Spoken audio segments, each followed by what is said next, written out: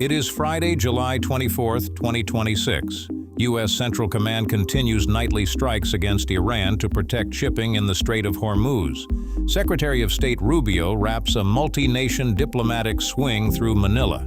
The Federal Reserve holds its benchmark rate steady ahead of a pivotal late July meeting. Here are the day's top stories. U.S. Central Command has completed its 9th consecutive night of strikes against Iranian military targets as of July 19th, according to CENTCOM's official public release. Forces struck Iranian command centers, air defense sites, coastal surveillance systems, missile and drone launch sites, and communications networks. CENTCOM states the operation's purpose is to degrade Iran's ability to attack commercial vessels and civilian mariners transiting the Strait of Hormuz. The campaign began in early July when CENTCOM first struck Iranian air defense systems, coastal radar, and missile capabilities using fighter aircraft, naval vessels, and one-way attack drones. Successive waves throughout the month have targeted dozens of sites as Iran has continued attempting to threaten shipping lanes critical to global energy transit. CENTCOM says U.S. forces reimposed a blockade posture in the strait to protect commercial and civilian mariners during the campaign. Why it matters? The Strait of Hormuz carries roughly a fifth of the world's oil supply. Sustained military action there carries direct consequences for global energy prices and shipping insurance costs worldwide. Secretary of State Marco Rubio conducted a series of high-level meetings in Manila, Philippines on July 23rd, according to the State Department's public schedule. Rubio met with Vietnam's foreign minister, participated in the ASEAN Regional Forum ministerial meeting, and held separate talks with Singapore's and Russia's foreign ministers. He also met with Thailand's Deputy Prime Minister and Foreign Minister. The meetings placed the United States at the center of Indo-Pacific diplomacy during a period of heightened regional security discussions. The State Department confirms the schedule included both bilateral sessions and the broader multilateral ASEAN Forum. Deputy Secretary Landau also met separately with Belize's Prime Minister, and Undersecretary Denano held talks with a Polish defense official this same week, per the department's public schedule. Why it matters. Direct U.S. engagement with Russia and Vietnam at ASEAN signals Washington's effort to maintain influence in the Indo-Pacific amid competing regional interests.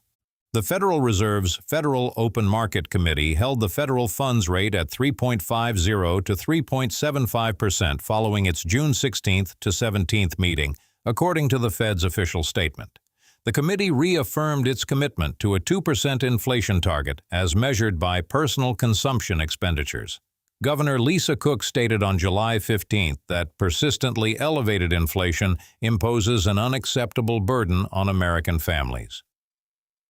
The Fed's next policy meeting is scheduled for July 28th and 29th, with a rate decision announced at 2 p.m. Eastern on the 29th.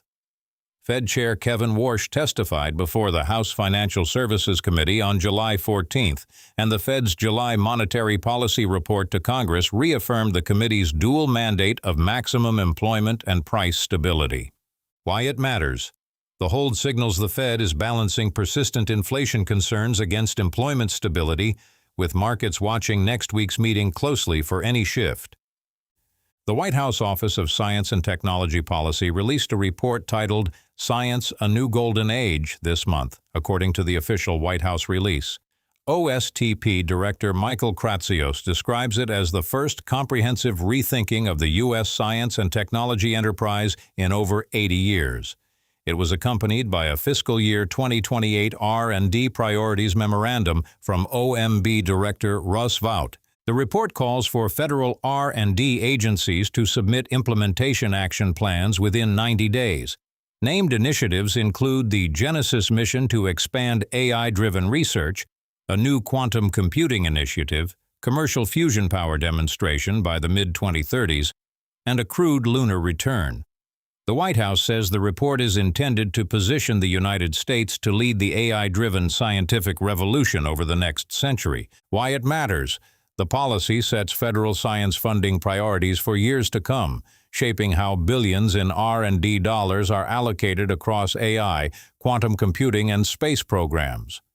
The Bureau of Labor Statistics reported total non-farm payroll employment rose by 57,000 in June, according to its official Employment Situation release.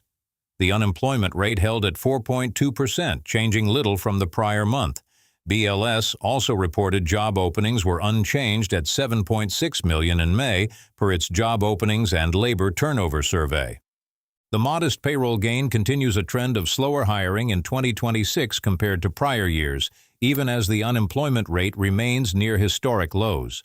The next Employment Situation report is scheduled for release on August 7th at 8:30 a.m. Eastern, according to the Bureau's published schedule of releases. Why it matters? Slower job growth alongside steady unemployment gives the Federal Reserve room to weigh its next rate decision without urgent labor market pressure. Like and subscribe for fact-based news from official government sources only. Leave a comment. Tell us what stories you want to hear.